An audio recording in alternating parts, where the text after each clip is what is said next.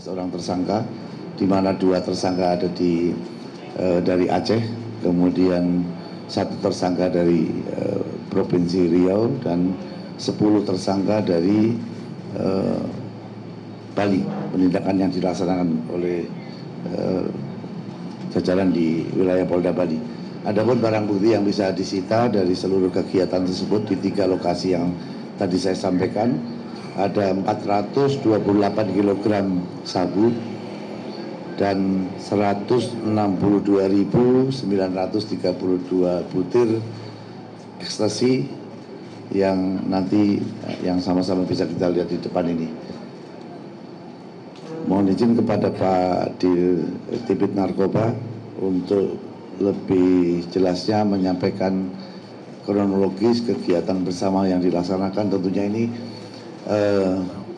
informasi yang saling di-share antara pihak Bea Cukai, kemudian dari Ditjenpas dan kami di dalam melakukan penelusuran peredaran narkotika di seluruh wilayah Indonesia, dan ini kerjasama yang sudah kesekian kalinya dan tentunya akan terus berlanjut di masa-masa yang akan datang dalam rangka untuk menanggulangi kejahatan penyalahgunaan narkotika di seluruh wilayah Indonesia.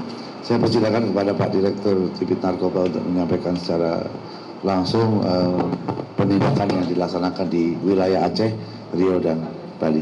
Saya persilakan. Baik, terima kasih Pak Kabar Eskrim yang saya hormati.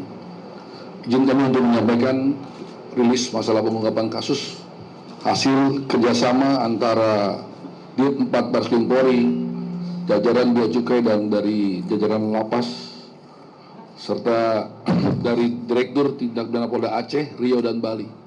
Adapun yang TKP pertama itu ada TKP sebanyak 448 kg sabu.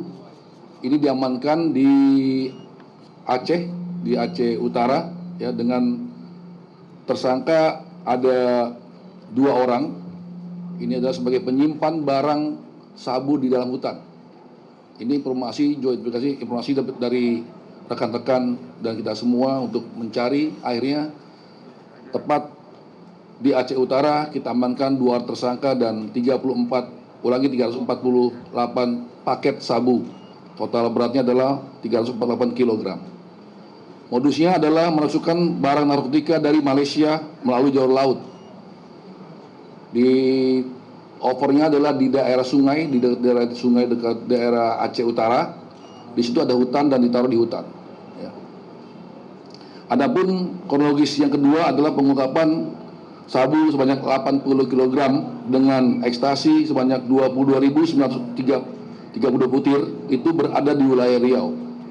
Sama juga barang ini adalah berasal dari Malaysia yang kita dapat di daerah Dumai, hasil kerjasama juga antara Dir 4, Polda Riau, Bea Cukai dan dari Kalapas. Ya, ini adalah semua joint, bukan kerja sendiri tapi joint investigasi. Yang mengamankan tersangka bernama H dengan barang bukti 80 kg sabu dan ekstasi sebanyak 22.993 butir. Untuk kasus ketiga, ini diamankan di Bali.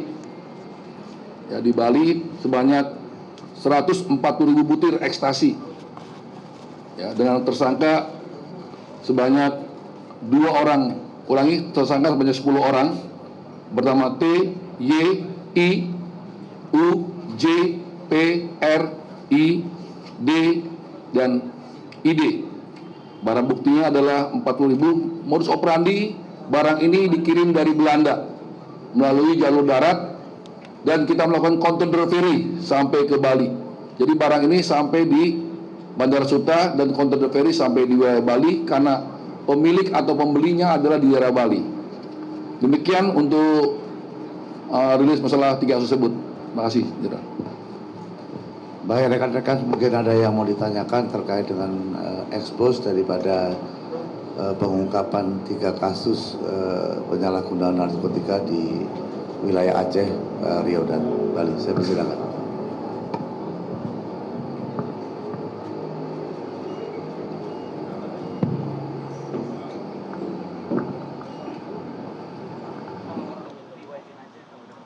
Ada yang mau ditanyakan?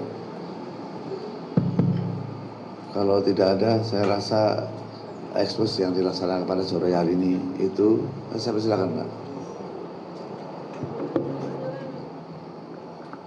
Bismillah. Pak, tadi disebutkan pengungkapan 3 kasus ini kerjasama Bea Cukai dan PAS. Tapi belum disampaikan tadi peran dan PAS-nya apa? Apakah ada di antara semua tersangka ini pelakunya narapidana atau gimana? Terus yang kedua, boleh pertanyaan yang lain Pak?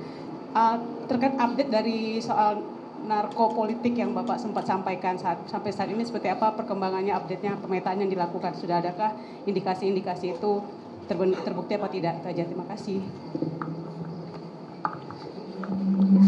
Baik, untuk informasi kita tetap dari Bea Cukai dan juga dari tidak pelaku dari lapas ya. Dalam arti kita join untuk memberikan informasi. Kita nggak perlu bisa buka di sini secara gamblang untuk tersebut ya. Tapi kita berkat bantuan dari Dirjen PAS dan Bea Cukai kita bisa mengerjakan ini ya. Narkopolitik. Untuk narkopolitik sampai sekarang kita terpantau terus dan kita masih belum ada terindikasi untuk ada hal tersebut. Tapi tetap kita pantau untuk hal tersebut sampai menjelang pemilu. Terima kasih, Pak. Jadi saya ingin menambahkan bahwa peredaran narkotika ini tidak pernah terlepas dari peran daripada teman-teman kita yang ada di Dirjen PAS di dalam membantu sharing informasi adanya pelaku-pelaku yang sekarang ini sedang berada di lapas. Mereka tidak menutup kemungkinan itu memiliki jaringan di luar dan mereka mengendalikan peredaran narkotika itu dari dalam lapas.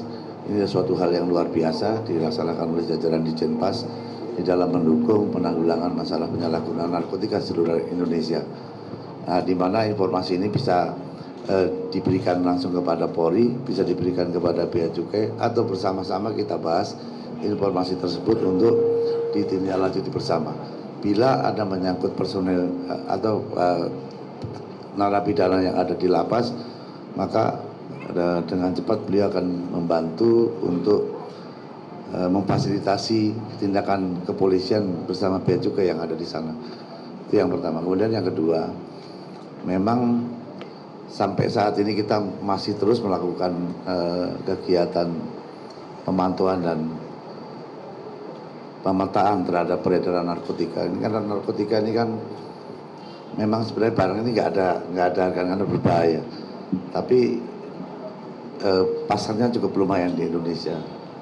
Bisa digunakan untuk apa saja, bukan hanya untuk politik, tapi bisa juga untuk kejahatan-kejahatan lain termasuk kejahatan terorisme. Oleh karena itu, jajaran Direktorat 4 tentunya bekerja sama dengan seluruh komponen yang ada di Bea Cukai, kemudian dari Dirjen PAS dan dari Kejaksaan Agung untuk terus memonitor potensi-potensi yang bisa digunakan dari hasil peredaran dan penyalahgunaan narkotika oleh para pelakunya.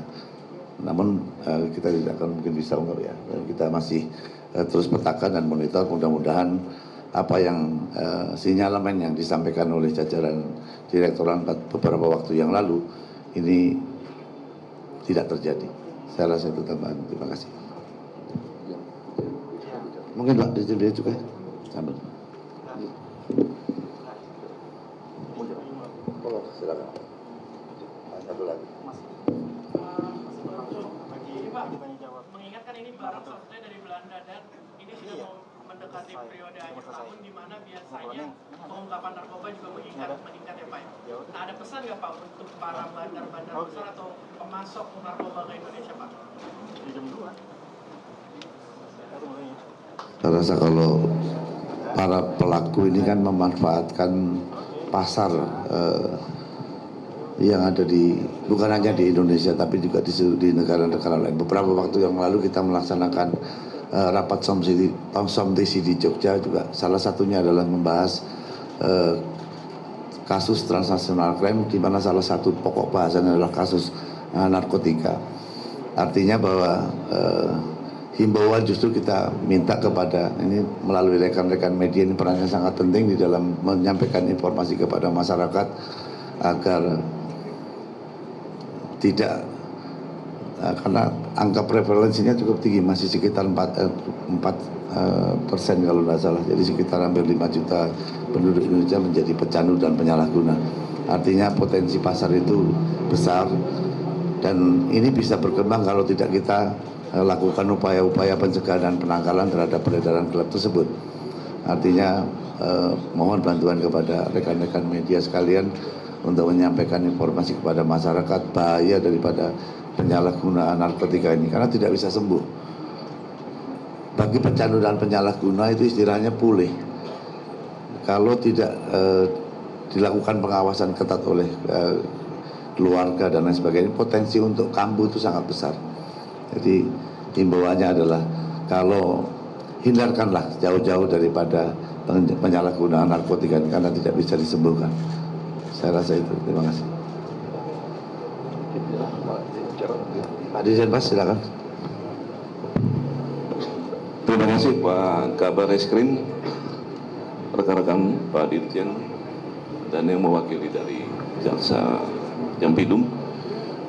Bapak Ibu sekalian, saya tambahkan Pak Kabar bahwa peran Direktorat Jenderal Pemasyarakatan memberikan informasi kepada Direktur 4 dan juga kepada teman-teman lain. Misalnya ada yang sudah akan keluar. Jadi para pelaku yang akan keluar sudah habis masa hukumannya dan akan bebas. Itu ada potensi-potensi untuk bermain, tetap kita selalu memberikan informasi baik kepada Bareskrim maupun ke BNN sehingga pergerakan ini tetap dapat terpantau. Kurang lebih seperti itu peran daripada Direktorat Jenderal Pemasyarakatan. Terima kasih Pak Kabar, kami kembalikan. Pak, jadi total nilai semuanya ini berapa Pak? Baik itu yang sabu maupun yang ekstasi. Totalnya untuk sabu 400. Nilainya Pak? Oh nggak boleh, jangan. Jangan.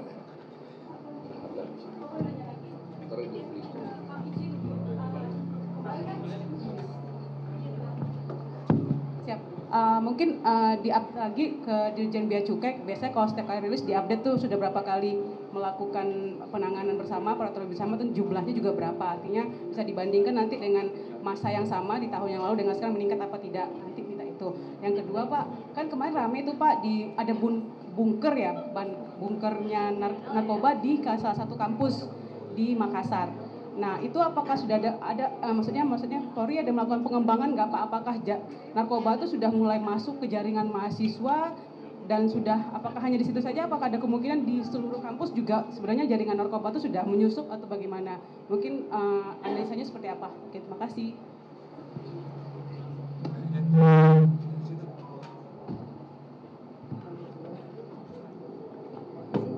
Izin Pak mau nanya dari TV One, antara dari 3 wilayah yang tadi disebutkan, apakah ada keterkaitan antara 3 wilayah ini dalam satu jaringan yang sama?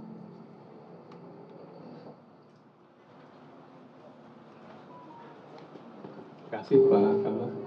Rekan-rekan media mungkin kami tambahkan satu, tadi sampaikan Pak Kabar Eskrim bahwa ini adalah koordinasi bersama selama ini penanganan narkoba dari kepolisian dipimpin oleh Kabar Eskrim bersama Polda-Polda dan juga disupport kerjasama dengan BNN dan juga Dirjen Pas dan kami di Bea Cukai. Tentunya kita tahu pemasukan daripada barang-barang ilegal ini banyak macam.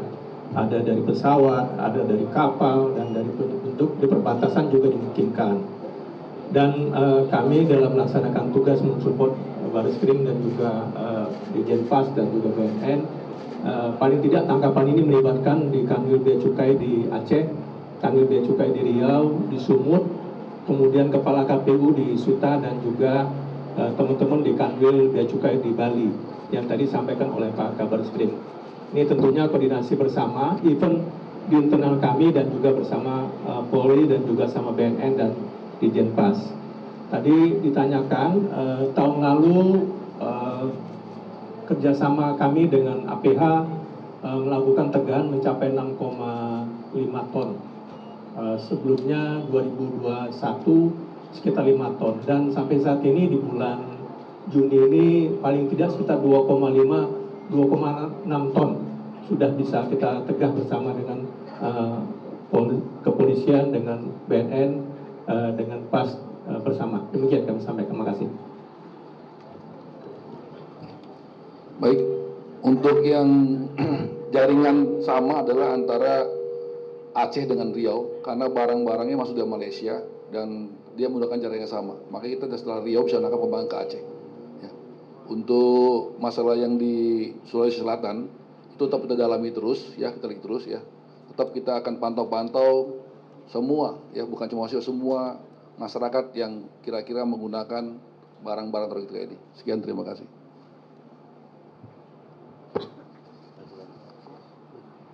Saya rasa itu yang dapat kami sampaikan pada sore ini.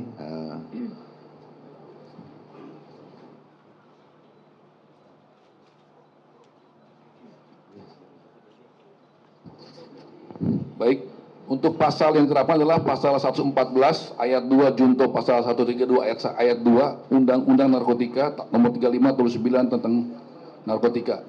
Ya, ancaman hukuman adalah pidana mati. Subsidiar pasal 111 ayat 2 junto 132 ayat 2 Undang Narkotika dengan ancaman hukuman mati. Adapun jiwa yang telah diselamatkan dari semua barang bukti yang sudah diamankan sebanyak 2.320.932 jiwa. Kita selamatkan dengan barang bukti yang telah kita amankan. Baik.